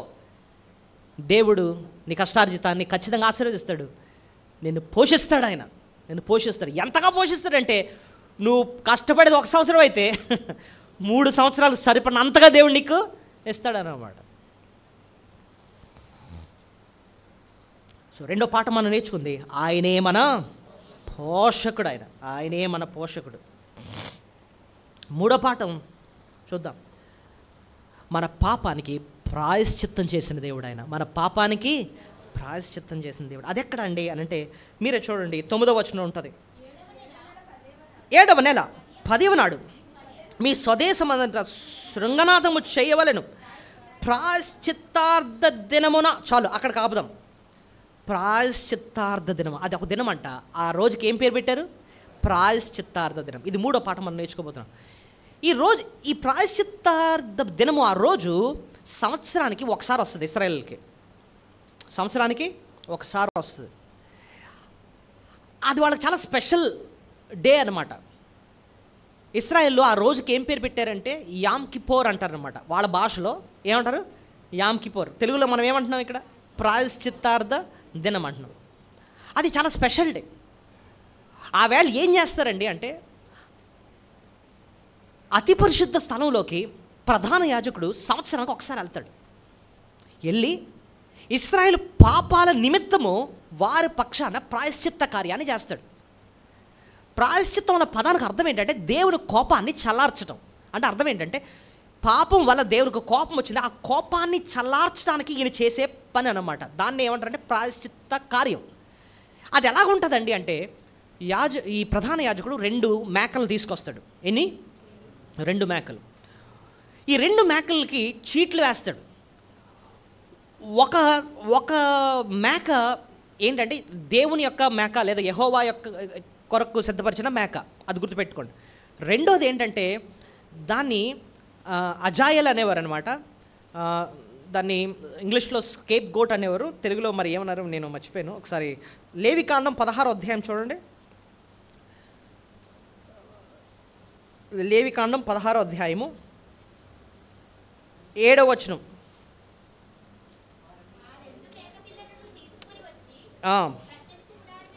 సో ఎన్ని మేకలు? 2 మేకలు. 8వ వచనంలో చీట్లు వేస్తారు చూడండి. అప్పుడు అహరోను యెహోవా పేరట ఒక చీటిని, విడిచిపెట్టే మేక పేరట ఒక చీటి. సో రెండు చీట్లు వేస్తున్నాడు. ఒక చీటి ఏంటంట? యెహోవా పేరట చీటి. రెండోది విడిచిపెట్టబడే ఒక మేక, దాని ఒక చీటి అనమాట. ఆ విడిచిపెట్టే దాని పేరే కిందన రాస్తుంది అజాజేలు అని రాస్తుంది. ఉందండి, అజాజేలు అన్న మేక. సో ఏంటండి 2 మేకల యొక్క సాదృశ్యం ఏంటండి అంటే, చూడండి, ఒక మేక తీసుకునేవాడు. ముందేమో తన పాపాని కోసం ప్రాయశ్చిత్త కార్యం చేసుకునేవాడు. అదంతా అయిపోయిన తర్వాత ఈ 2 మేకల సంగతి ఏంటో చెప్తాను చూడండి. ఒక మేకను తీసుకొని దాన్ని బలిచ్చేవాడు. దాని రక్తాన్ని తీసుకునేవాడు. ఆ రక్తాన్ని తీసుకొని జాగ్రత్తగా అతి పరిశుద్ధ స్థలంలోకి వెళ్ళి, అతి పరిశుద్ధ స్థలంలో ఏముంది? అతి పరిశుద్ధ స్థలంలో ఒకటి ఉండేది, దేవుని మందసం. ఆ మందసం పైన ఒక పీట ఉంది. ఆ పీట పేరేంటి? కరుణాపీఠం. ఆ పైన 2 కెరూబుల మధ్యన ఆ స్థలంలో ఆ కరుణాపీఠం పైన 7 మారులు ఈ రక్తాన్ని ఏం చేసేవాడు? ప్రోక్షించేవాడు. ఎప్పుడైతే ఇలా రక్తాన్ని ప్రోక్షించాడో ఆ కార్యాన్ని బట్టి దేవుడు ఆ బయటన ఇశ్రాయేల్ ప్రజల యొక్క పాపాన్ని ఏం చేసేవాడు? క్షమించాడు. ఈ రక్తం చిందించడం ఏంటంటే దేవుని న్యాయము నెరవేరింది. అక్కడ వాళ్ళ పక్షాన ఒక గొర్రె, ఒక మేక చనిపోయిందనమాట. దేవుని న్యాయం నెరవేరింది. ఆ కరుణాపీఠం మీద రక్తాన్ని చిందించాడు కాబట్టి దేవుడు కరుణ చూపి వాళ్ళకు ఉన్న పాపాన్ని క్షమిస్తాడు. ఆయన ఉగ్రత ఏమైంది? చల్లారిందనమాట. ఓకే, మరి 2వ మేక సంగతి ఏంటండి అంటే, బయటకు వచ్చేవాడు. ఆయన 2 చేతులు ఆ మేక పైన వేసి పెట్టి ఇశ్రాయేల్ దోషాలన్నీ కూడా ఒప్పుకునేవాడు అనమాట. ఒప్పుకొని ఈ మేకను ఆ అరణ్యంలోకి అలాగా అడవిలోకి వదిలేసేవాడు. అదలా ప్రయాణమే వెళ్ళిపోయేది. ఈ దృశ్యంలో ఏం చెప్తున్నాడు చెప్పండి? ఈ దృశ్యంలో మీ పాపాలు క్షమింపడే. మీ పాపాలు ఎంత దేవుడు దూరపరిచాడంటే, తూర్పుకి పడమడికి ఎంత దూరమో మీ అతిక్రమాల దేవుడు అంతా దూరపరిచాడు. ఈ మేక ఎలాగైతే దూరంగా వెళ్ళిపోయిందో, మనకు కనిపించకుండా ఎంత దూరం అయితే వెళ్ళిపోయిందో అంత దూరము మీ పాపాలు ప్రభు ఏం చేశాడు? క్షమించాడు. నా ప్రభు నా పాపాలు క్షమించాడని వెంటనే అక్కడ ఉన్న వాళ్ళందరూ కూడా హృదయాలు ఎంతో సంతోషం వచ్చేదన్నమాట. ఈ ప్రాయశ్చిత్త కార్యం ఇది నమూనా మాత్రమే. ఇప్పుడు వరకు మనకు చూసాం మేకలు ఇవన్నీ నమూనా మాత్రమే, మోడల్ మాత్రమే. నిజస్వరూపం ఎవరిలో జరిగింది? అది యేసు ప్రభులో జరిగింది. ఆయన మన కోసం ప్రాయశ్చిత్తం చేశాడు. ఆయన మన పాపాల నిమిత్తం శాంతికరమై ఉన్నాడు అన్నమాట. ఆయన ప్రాణం పెట్టుట ద్వారా దేవుని ఉగ్రత చల్లారింది. చూడండి, ఎవరైనా కోపం చల్లారాలి అంటే తప్పు చేసినోడికి తగ్గ శిక్ష పడితే కోపము చల్లారుతుంది. ఎవడున్నాడు దొంగతనం చేశాడు, రేప్ చేశాడు, లేకపోతే ఎవరినో చంపేశాడు. ఇప్పుడు అమెరికాలో ఎవరో ఒక ఆయన్ని చాలీకని చంపేసినందుకు ఏం చేశారు? ఇప్పుడు ఆ వ్యక్తిని చంపేయాలని చెప్పి ఆర్డర్ ఇచ్చారు కదా. సో అలాగంటే అందరూ కోపం ఎప్పుడు చల్లారుతుంది? తప్పు చేసినోడికి తగ్గ శిక్ష పడితే వెంటనే కోపం ఏమవుద్ది? చల్లారుతుంది. దేవుని కోపం ఎప్పుడు చల్లారుతుంది? న్యాయమైన శిక్ష విధింపబడితే దేవుని కోపం ఏమవుతుంది? చల్లారుతుంది. యేసు ప్రభు న్యాయమైన శిక్షను తీసుకున్నాడు. మన పైన ఆయన ఉగ్రత ఏమైంది? చల్లారింది. అది ప్రాయశ్చిత్త కార్యం. రెండోది, దేవుడు మన జీవితంలో చేసిన ఈ శ్రేష్టమైన పని ఏంటంటే, మూడోది, మన పాపానికి ఆయన ఏం చేశాడండి? ప్రాయశ్చిత్తం చేశాడు. అందుబట్టే మనం దేవుని ఏం చేయాలి? మన స్తుతులు చేయాలి. ఇప్పుడు నా మీద దేవుని ఉగ్రత ఉందండి, లేకపోతే ఆయన యొక్క ఆశీర్వాదం ఉందా అండి అంటే ధైర్యంగా చెప్పొచ్చు, ఆయన ఆశీర్వాదమే నా పైన ఉంది, ఆయన ఉగ్రత లేదు. ఎందుకంటే ఆ ఉగ్రత ఎవరు తీసుకున్నారు? యేసు ప్రభు తీసుకున్నాడు. ఆయన యేసు ప్రభు తీసుకున్నాడు. 3 మాటలు నేర్చుకున్నామండి. మొదటిది, దేవుని ఎందుకంటే మనం స్తుతించాలి అండి అంటే నాకు నిజమైన విశ్రాంతినిచ్చాడు. రెండోది, ఎందుకంటే ఆయన స్తుతించాలి, ఆయన నాకు ఏం చేస్తున్నాడు? ఆయన పోషిస్తున్నాడు, సమృద్ధిచ్చి పోషిస్తున్నాడండి. మూడోది, ఎందుకంటే ఆయన స్తుతించాలి, మన పాపానికి ఆయన ప్రాయశ్చిత్తం చేశాడు. నాలుగోది మనకు స్వాస్థ్యాన్ని ఇచ్చాడు. చెప్పండి అన్నమాట, స్వాస్థ్యాన్ని ఇచ్చాడు. ఇప్పుడు ఈ లేవికాండం 25వ అధ్యాయం యొక్క లోతులకు మనం వెళుతున్నాం. ఇక్కడ 10వ వచనంలో సునాద సంవత్సరం అన్న మాట మనం చూసాం. 10వ వచనంలో ఉంది కదండి, సునాదం అనందా. అది మీకు ఎలా ఉండాలి అంటున్నాడు 10వ వచనం, సునాదం. ఈ సునాదం సంవత్సరంలో ఒకటి జరగాలట. ఆ 10వ వచనం జాగ్రత్తగా చదువుదాం. చూడండి, మీ దేశం అందరికీ విడుదల కలిగినదని చాటింపవలెను, అది మీకు సునాదంగా నుండును. అప్పుడు మీలో ప్రతివాడు తన స్వాస్థ్యమునకు తిరిగి పొందవలను. చాలండి, అక్కడ కాపుదాం. మీలో ప్రతివాడు తన స్వాస్థ్యమును తిరిగి పొందవాలి. ఏం పొందుతున్నారు వీరు ఇక్కడ? స్వాస్థ్యాన్ని పొందుతున్నారు. ఇదే వచనం ఇంకో 2 సార్లు మనం చూస్తాం ఇదే అధ్యాయంలో. 13వ వచనం చూడండి, ఆ సునాద సంవత్సరమున మీలో ప్రతివాడు తన స్వాస్థ్యమును మరలా ఏం పొందుతాడు? స్వాస్థ్యాన్ని మళ్ళీ పొందుతాడు. మళ్ళీ అలా కిందకెళ్ళి 28వ వచనం చూడండి. అంతా చదవద్దు కానీ చివరి 2 లైన్స్ చదివి సరిపోతుంది. సునాద సంవత్సరం అది తొలగిపోను, అప్పుడు అతడు తన స్వాస్థ్యమును మరలా పొందును. ఏం పొందుతున్నాడండి? స్వాస్థ్యం. ఈ సునాద సంవత్సరం ఇదేంటో నేను కొంచెం వివరణిస్తాను. నేను మీకు ఒక క్వశ్చన్ అడుగుతాను. విశ్రాంతి దినం ఏ రోజు వచ్చేది వారంలో? 7వ రోజు కదండి. 6 రోజులు కష్టపడమన్నాడు, 7వ రోజు ఏమంటున్నాడు? విశ్రాంతి. ఇప్పుడు సంవత్సరాల లెక్క ఆలోచిస్తే 6 సంవత్సరాల తర్వాత 7వ సంవత్సరం ఏమవుద్ది? ఇశ్రాయేలుకి విశ్రాంతి సంవత్సరం అవుద్ది. ఇప్పుడు చూడండి, 7 × 7 ఎంత? 49 సంవత్సరాలు. 7 × 7 49 సంవత్సరాలు. 49 సంవత్సరాలు అయిపోయిన తర్వాత 50వ సంవత్సరం ఏ సంవత్సరం అంటే తెలుసా? సునాద సంవత్సరం. అది దేవుడు పెట్టాడు వాళ్ళకి. ఈ 50వ సంవత్సరం యొక్క స్పెషల్ ఏంటంటేనండి, దేవుడు ఒక ఆజ్ఞ ఇచ్చాడు. ఎవరన్నా ఒక పేదోడు, వాడికి డబ్బు అవసరం వచ్చి, మీ సహోదరుడే ఇశ్రాయేలుడే, తనకున్న చిన్న స్థలాన్ని తాకట్టు పెట్టి డబ్బు తీసుకున్నాడు. ఏం పెట్టాడు? తాకట్టు పెట్టి ఏం చేశాడు? డబ్బు తీసుకున్నాడు. ఇప్పుడు ఆ స్థలాన్ని మళ్ళీ విడిపించుకోవాలంటే ఏం చేయాలి? ఈ డబ్బు కట్టేయాలి, అప్పుడు స్థలాన్ని విడిపించుకోవాలి. అయితే తన పరిస్థితులు ఎంత తీవ్రంగా వచ్చాయంటే దెబ్బకు దెబ్బ ఎక్కువైపోయి ఇంకా తిరిగి విడిపించుకోలేని పరిస్థితిలోకి వెళ్ళిపోయాడు. అంటే ఇంకొక రకంగా చెప్పాలంటే తన స్వాస్థ్యాన్ని ఇంకా పోగొట్టేసుకున్నాడు అనమాట. ఇంకెప్పటికీ కూడా సంపాదించుకోలేడు. ఇది ఎంత బాధాకరం కదండి. ఊహించండి, మనమే అలాంటి పరిస్థితుల్లో ఉన్నాం. మన సొంతంగా కష్టపడి కట్టుకున్నాం, ఇల్లు కట్టుకున్నాం, ఒక 4 రోజులు ఉన్నాం, తర్వాత డబ్బు అవసరం పడింది, ఇది తాకట్టు పెట్టాం, ఇంకా దుస్థితిలోకి వెళ్ళిపోయి ఇంకా మనం చూస్తుండగానే మనం అనుభవించుకుంటే అది అలా పోయింది అనుకోండి, ఎంత బాధ ఉంటుందో ఆలోచించండి. కానీ దేవుడు ఎంత మంచి దేవుడు అంటే ఒక సంవత్సరాన్ని పెట్టాడు. ఆ సంవత్సరం పేరేంటి? సునాద సంవత్సరం. ఆ సంవత్సరంలో ఏమన్నాడు తెలుసా? డబ్బు చెల్లించకపోయినా ప్రతి ఒక్కడు వాడి స్వాస్థ్యం తిరిగి వాడికి ఇచ్చేయండి అని అన్నాడు అన్నమాట. ఇప్పుడు పొందునోడు చాలా హ్యాపీగా ఉంటాడు. ఎవరికి బాధ కలుగుతుంది చెప్పండి? అరే బాబు, డబ్బు సంగతి ఏంటి, నా డబ్బుల సంగతి ఏంటి, ఈ బాధ ఉంటుందో లేదు చెప్పండి. మరి నేను చాలా నష్టపోతానే అంటే ప్రభు ఇక్కడ 2 విషయాలు జ్ఞాపకం చేస్తున్నాడు. ఏంటో తెలుసా? ఫస్ట్ ఆఫ్ ఆల్, ఆ భూమి నీదే కాదు. ఆ భూమి నీకు ఇచ్చింది, ఆ డబ్బు నీది కాదు. ఆ డబ్బు నీకు ఇచ్చింది ఎవరో తెలుసా? నేను. నువ్వు ఐగుప్తు నుంచి వచ్చినప్పుడు ఎలా వచ్చావు తెలుసా? ఏమీ లేకుండా వచ్చావు. నీకు కణాన్ని నేను ఇచ్చాను. అసలు ఆ కణాన్ అంతా కూడా ఎవరిదో తెలుసా? నాది, నా భూమి. ఎక్కడ రాస్తుందండి? 23వ వచనంలో అంటాడు చూడండి, లేవికాండం 25:23.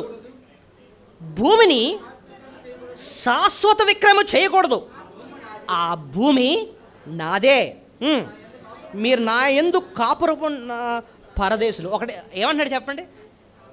అసలు ఆ భూమి నీది కాదు, ఆ భూమి ఎవరిది? అది గుర్తుపెట్టుకో ఫస్ట్ అంటున్నాడు. ఇంకొకటి ఇప్పుడు ఆ భూమిని రెట్నిచ్చేయమని ఆజ్ఞ ఇచ్చింది ఎవరు? ఆజ్ఞ ఇచ్చింది దేవుడిచ్చాడు ఆజ్ఞ.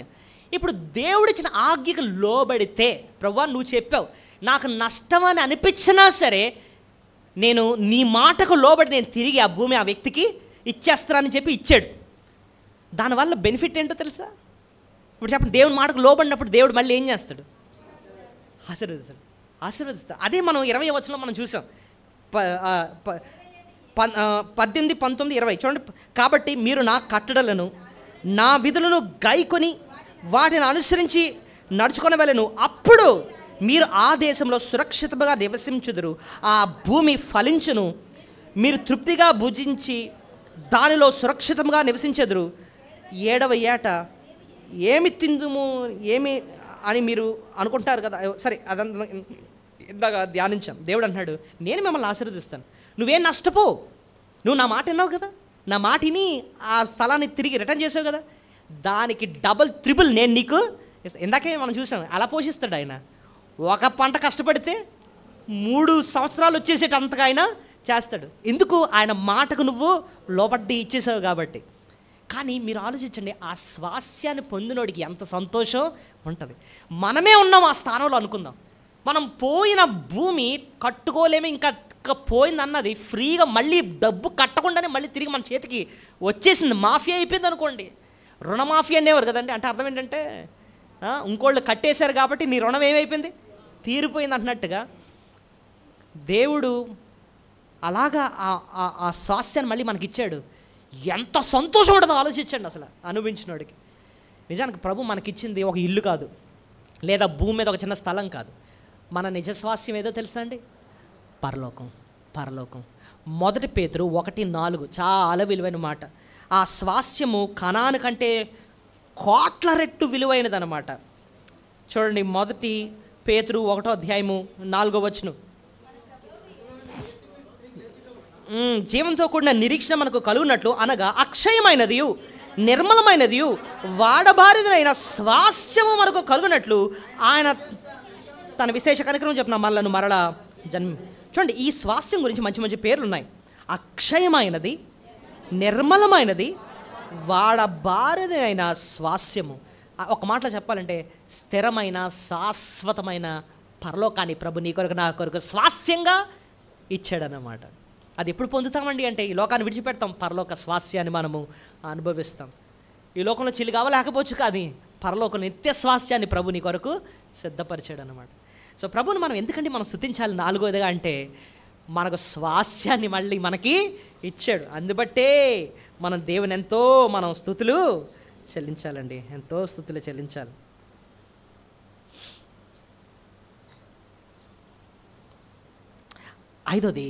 ఐదో పాఠం, తన కుటుంబంలోకి మనలను తెచ్చుకున్నాడు. ఐదోది ఎందుకంటే మనం దేవుని స్తుతించాలి, తన కుటుంబంలోకి మనల్ని తెచ్చుకున్నాడు. మన స్వాస్థ్యాన్ని మనకి ఇవ్వడం మాత్రమే కాదు, తన కుటుంబంలోకి మనల్ని తెచ్చుకున్నందుకే మనం దేవుని స్తుతించాలి. ఇది ఎక్కడుందండి అంటే, ఇందాక మీరు చదివారు కదా, కీర్తన 25:10 ఆఖరి లైన్లో ఉంటా చూడండి. ఇది జూబిలీ రోజునే, సునాద సంవత్సరంలోనే జరగాల్సింది. అప్పుడు మీలో ప్రతివాడు తన స్వాస్థ్యము తిరిగి పొందవలెను, ప్రతివాడు తన కుటుంబమునకు తిరిగి రావలెను. ఆ మాట చూసారా, ప్రతివాడు తన కుటుంబంలోనికి తిరిగి రావలెను. ఈ మాటను మనం కొద్దిగా ప్రభు సహాయం కోరుకుంటూ మనం ధ్యానిద్దాం.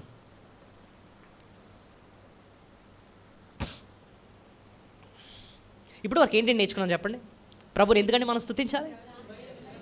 మొదటిది, మనకు నిజమైన విశ్రాంతిని ప్రభు మనకి ఇచ్చాడు, అందుకోసం ఆయన స్తుతించాలి. రెండోది, ఆయన మన పోషకుడిగా ఉన్నందుకు మనం ఆయన స్తుతించాలి. మూడోది, మన పాపానికి ఆయన ఏం చేశాడు? ప్రాయశ్చిత్తం చేశాడు, అందుకోసం ఆయన స్తుతించాలి. నాలుగోది, మనకు స్వాస్థ్యాన్ని ఇచ్చాడు, పరలోక స్వాస్థ్యాన్ని ఇచ్చాడు, అందుబట్టే మనం ఆయన స్తుతులు మనం చెల్లించాలి. ఐదోది, తన కుటుంబంలోకి మనల్ని చేర్చినందుకే మనం ఆయన ఎంతో మన స్తుతులు చెల్లించాలి.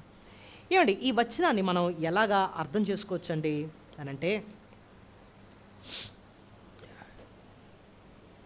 ఇక్కడ ఈ లేవికాండ 25 అధ్యాయంలో ఒక ఆయన ఉన్నాడు. ఆయన తను తానే అమ్మేసుకున్నాడు ఇంకొకరికి. ఇంకా డబ్బు లేక, ఆ డబ్బును ఎలా తీర్చాలో తెలియక, ఒక యజమాని దగ్గర, ఎవరి దగ్గర అయితే అప్పు తీసుకున్నాడో అతని దగ్గర తను తానే వెట్టి చాకరీ చేయడానికి తను తాను అమ్మేసుకున్నాడు అనమాట. అంటే తన కుటుంబాన్ని విడిచిపెట్టేశాడు, వేరే వాళ్ళ ఇంటికి వెళ్ళిపోయి వాళ్ళ ఇంటిలోనే ఇంకెలా ఉన్నాడంటే ఒక బానిసగా ఉన్నాడనమాట. అయ్యా, మరి ఇంక నేనేం చేయలేను, డబ్బు నేను ఇంకా తీర్చలేను, కాబట్టి నన్ను నేనే మీకు అమ్మేసుకుంటున్నాను, నా జీవితాంతం ఇంకా అలా సేవలు చేసుకొనే ఉంటాను, మీరు ఏం చెప్తే అలా చేసుకుంటానని. అదంత ఘోరం ఆలోచించండి. ఇంకా నీకంటూ ఇంక భార్య దగ్గర ఉండదు, నీ బిడ్డలు నీ దగ్గర ఉండరు, ఇంకా వాళ్ళ నుంచి దూరం అయిపోయావు నువ్వు. అయితే సునాద సంవత్సరంలో జరగాల్సింది ఏంటి చెప్పండి? సునాద సంవత్సరంలో దేవుడు ఇచ్చిన ఆజ్ఞ ఏంటో తెలుసా? ప్రతివాడు తన ఇంటికి మన తిరిగి రావాలని, వెళ్ళిపోవాలని, గో బ్యాక్ హోమ్ అంటున్నాడు అనమాట. వెళ్ళిపో ఇంటికి. ఒక వ్యక్తి కొన్ని సంవత్సరాలు కనిపించకుండా, ఇంట్లో వ్యక్తి, కుటుంబ సభ్యుడు కొన్ని సంవత్సరాలు ఇంట్లో లేకుండా ఎక్కడికో వెళ్ళిపోయి ఊరు నుంచి ఇంటికి వస్తేనే మనకు ఎలా ఉంటుంది? ఎంతో సంతోషం. అలాంటిది కుటుంబంలోకి తిరిగి చేరుతున్నాడు అనమాట. నిజానికంటే ప్రభు మనల్ని రక్షించినప్పుడు మనకు చేసింది ఏంటో తెలుసా అండి? దూరస్తులైన మనల్ని సమీపస్తులుగా చేసుకున్నాడు. ఎంత సమీపంగా చేసుకున్నాడంటే తన కుటుంబ సభ్యుడిగా మనల్ని చేసుకున్నాడు. ఆయన తండ్రి అంటే మనం ఆయనకు బిడ్డలం. ఆయన కుటుంబ సభ్యుడిగా మనల్ని చేసుకున్నాడు అనమాట. ఎన్ని వచనాలు ఉన్నాయో మీరు నిజంగా ఆ కోణంలో కానీ మీరు ఆలోచిస్తూ ఉంటే. కొలస్సీ పత్రిక 1:21-22లో మీరు దూరస్తులు, దేవుడు మిమ్మల్ని సమాధానపరుచుకుని సమీపస్తులుగా చేసుకున్నాడు అన్న మాట ఉంటుంది చూడండి. కొలస్సీ 1:21-22 వచనాలు. మరియు గతకాలమందు దేవునికి మీరు దూరంగా ఉన్నారు, మీ దుష్క్రియల వల్ల మీ మనసులో విరోధభావం గల వారే మిమ్మల్ని కూడా తన సన్నిధిని పరిశుద్ధులుగా, నిర్దోషులుగా, నిరపరాధులుగా నిలబెట్టుటకు ఆయన మాంసిక దేహం మరణ ఇప్పుడు మిమ్మల్ని సమాధానపరుచుకున్నాడు. తన సన్నిధిని నిలబెట్టుకుంటున్నాడంటే. ఇంతకుముందేమో దూరస్తులు, ఇప్పుడు ఎక్కడున్నారు? తన సన్నిధిని, అంటే తన కుటుంబంలో ఉన్నారనమాట. ఎఫెసీ పత్రిక 2:19 పక్కనే ఉండదు, చూస్తే 2:19, ఎఫెసీ 2:19. కాబట్టి మీరు ఇక మీద పరజనులను పరదేశులై ఉండక పరిశుద్ధులతో ఏకపట్లస్తులతోనూ దేవుని ఇంటి వారిని ఉన్నారు. దేవుని ఇంటి అంటే ఇంగ్లీష్లో family members of God, house hold of God. దేవుని ఇంటివారు మనం ఎవరు అండి? దేవుని ఇంటివారం. ఒకప్పుడు దూరస్థలమే. చూడండి, అనాది ఉన్నాడు అనుకోండి, అనాదికి ఏముండదు, ఒక ఇల్లు ఉండదు, నైట్ ఎక్కడ పడుకుంటాడో కూడా వాడికి తెలీదు, ఎవడు తిండి పెడతాడో తెలీదు, ఒక ఒక భద్రత ఉండదు. కష్టం వస్తే, అనారోగ్యం వచ్చినా పట్టించుకునే నాదుడు కూడా ఉండడు అనమాట. ఒక అనాది, ఎంతో ప్రమాదంలో ఉన్నాడు నిజానికి. అలాంటి వాడిని ఎవరైనా ఒకను ప్రేమించి దత్తత తీసుకొచ్చి ఇంట్లో చేర్చి కుటుంబం ఇచ్చారనుకోండి, ఎంత సంతోషం ఆలోచించండి. మన పరిస్థితి అదేనండి. యేసు ప్రభుని నమ్ముకోవడం ఇంటికి వచ్చే జీవితం అన్నమాట. తప్పిపోయిన కుమారుడు ఇంటికి వచ్చిన తర్వాత ఎన్ని ఆశీర్వాదాలు, ఎన్ని మేళ్ళు పొందాడో ఒకసారి ఆలోచించండి. తప్పిపోయిన కుమారుడు బయట ఉన్నప్పుడు ఒక బానిసగా పనిచేస్తున్నాడు ఒకళ్ళ దగ్గర.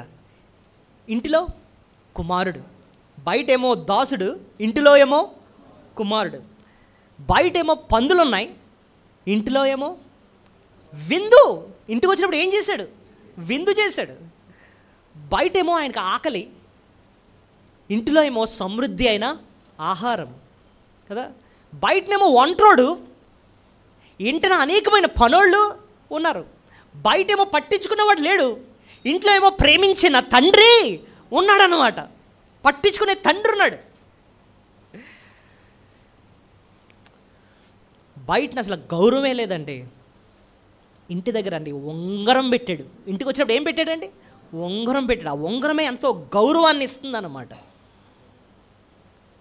దేవుడు ఒకప్పుడు ఆయనకు దూరస్థలంగా ఉన్న మనల్ని ఆయన ఇంటన మనం చేర్చి ఆయన కుటుంబంలో మనల్ని చేర్చుకున్నాడు. అందుబట్టే మనం దేవుని ఎంతో స్తుతులు మనము చెల్లించాలి. దేవా, thank you for making me part of your family. మన బైబిల్ స్టడీలో ఒక మాట మనం నేర్చుకున్నాం. కీర్తన 46వ అధ్యాయం ధ్యానిస్తున్నాం. యెహోవా నాకు ఆశ్రయమును అన్న మాట ఉపయోగించాడు. ఏమంటున్నాడు? ఆశ్రయం అన్న మాటకు అర్థం ఏంటో తెలుసా? నివాస స్థలం. చెప్పండి అన్నమాట. కీర్తన 91లో ఆయన రెక్కల కింద మనకేముందంటున్నాడు? ఆశ్రయం. ఆశ్రయం అన్న మాటకు అర్థం ఏంటంటే నివసించే స్థలం అన్నమాట. ఇల్లు లేని నీకు ఆశ్రయం ఇచ్చాడు ఆయన. ఆయనలో చేర్చుకున్నాడు. ఆయనలో ఉండడం ఒక ఇంట్లో ఉన్నట్టే. ఇంట్లో నీకు భద్రత ఉంది, ఇంట్లో నీకు క్షేమం ఉంది, ఇంట్లో నిన్ను పట్టించుకున్న వారు ఉంటారు, ఇంట్లో సమృద్ధి ఉంది. ఆయనలోకి నిన్ను చేర్చుకున్నాడు, గృహంలోకి, ఇంటిలోకి చేర్చుకున్నాడు. అసలు దేవా, నీ కుటుంబంలో నన్ను చేర్చుకున్నావు, అందుబట్టే నీకు స్తోత్రాలను మనం దేవుని స్తుతులు చెల్లించాలి. 5 విషయాలు నేర్చుకున్నాం. 6వది ఇంకో 2 విషయాలు క్లుప్తంగా మనం నేర్చుకుని ముగించుకుందాం. ఈ భాగంలో దేవుని స్తుతించడానికి 6వ కారణం ఏంటండి అనంటే, మన రుణాన్ని కొట్టేశాడు ఆయన. 6వది ఏంటండి? ఈ సునాది సంవత్సరంలో జరిగే ఇంకో మేలు ఏంటండి అనంటే, రుణాన్ని ఏం చేస్తున్నాడు? కొట్టివేస్తున్నాడు. ఇది ఎలా చెప్పారండి అంటే, మీరు చూడండి, లేవికాండం 25వ అధ్యాయము 28వ వచనం చూడండి. 28. అతనికి దాన్ని రాబట్టుకున్నట్టుకే కావలసిన సొమ్ము దొరకని ఎడల. సో సొమ్ము అంటే ఏంటి అర్థం? సొమ్ము డబ్బు దొరకని ఎడల. సో నేను చాలా విషయం రాస్తూ చివరి 2 లైన్లో అంటున్నాడు చూడండి. సునాద సంవత్సరమున అది తొలగిపోవును అంటాడు. తొలగిపోవడం అంటే ఏంటి అర్థం? ఆ సొమ్ముని ఏం చేస్తున్నాడు? ఇంకా కొట్టేస్తున్నాడు, రుణాన్ని కొట్టేస్తున్నాడు అనమాట. క్యాన్సలింగ్ అ డెట్. సో రుణాన్ని కొట్టేయటం. అసలు ఎవరన్నా 1000 రూపాయలు కొట్టేస్తేనే మనకు చాలా హ్యాపీ. 1000 ఉందిలేండి, 100 రూపాయలు కొట్టేస్తేనే మనకు ఎలా ఉంటుంది? వద్దులేండి, కట్టొద్దులేండి అని అనేస్తే మనకు ఎంత హ్యాపీగా ఉంటుంది అనమాట కదండి. పాపం అనే రుణం మన పైన ఉంది. ప్రభు ఆ పాప రుణాన్ని ఆయన కొట్టివేశాడు. ఆయన ఎలా కొట్టివేశాడండి అంటే, ఆ రుణాన్ని మన స్థానంలో ఆయన తీర్చాడనమాట. సిలువ మీద ఆయన వేలన్నప్పుడు ఒక మాట అన్నాడు, సమాప్తమైనది. ఏమంటున్నాడు చెప్పండి? సమాప్తమైనది అన్న మాట చాలా విలువైన మాట. ఇప్పుడు చూడండి, నేను ఇంతకుముందు చెప్పిన విషయం, ఎవరన్నా లోన్ తీసుకున్నారనుకోండి, లోన్ అంతా కట్టేసిన తర్వాత మనకు సర్టిఫికేట్ ఇస్తారు. దాన్ని ఏమంటారు? Clearance certificate. అంటే మొత్తం అన్నీ ఈఎంఐలన్నీ కట్టేశారండి, ఇంకేం రుణము లేదు. రోమన్స్ అండి ఒక స్టాంప్ వేసేవారట కిందన. అలాగా అప్పు అంతా తీర్చేసిన వాళ్ళకి రోమన్స్ ఒక స్టాంప్ వేసేవారు. ఆ స్టాంపులో ఉన్న మాట ఏదంటే సమాప్తమైనది, లేదా ఇట్ ఈస్ ఫినిష్డ్ అని అర్థం. యేసు ప్రభు సమాప్తమైనది అని అన్న మాటలో అర్థం ఏంటంటే, నీ స్థానంలో చెల్లించాల్సిన వెల అంతా కూడా నేను చెల్లించాను. I paid it all. రుణం ఇంకా సమాప్తము ఆయన. నువ్వు పాపం చేసావు, ఆ పాపానికి తగ్గ శిక్ష ఒక వెలగా నేను చెల్లించాను, నా ప్రాణమే అర్పించాను నేను. సమాప్తమైనది. ఆయన చెల్లించకపోతే రుణం రుణంలాగే ఉంటుంది మన మీద. చూడండి, అప్పు ఎప్పుడు కూడా తీర్చాలి. తీర్చకపోతే అది మన నెత్తి మీదే ఉంటుంది. అవునా కదా చెప్పండి? అయితే మనం తీర్చాలి, లేకపోతే మన స్థానంలో ఇంకోళ్ళన్నా తీర్చాలి. తీర్చకపోతే మన నెత్తి మీద ఉంటుంది. అలాగా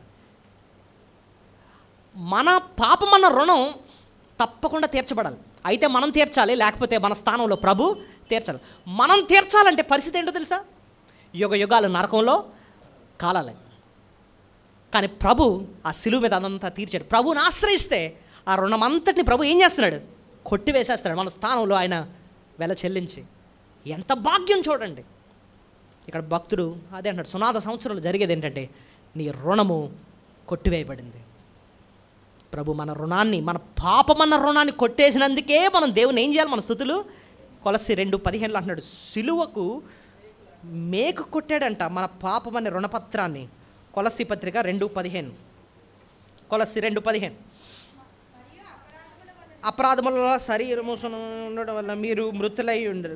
దేవుడు రాతరూపకమైన ఆజ్ఞలను మన మీద రుణముగాను మనకు విరోధముగా నుండిన పత్రమును మేకులతో సిలువకు కొట్టి దాని మీద చేవ్రాతను తుడిచివేసి మనకు అడ్డము లేకుండా దాన్ని ఎత్తివేసి మన అపరాధములన్నిటినీ క్షమించి ఆయనతో కూడా మిమ్మును జీవింపజేసిన. ఎంత శ్రేష్టమైన మాట చూడండి.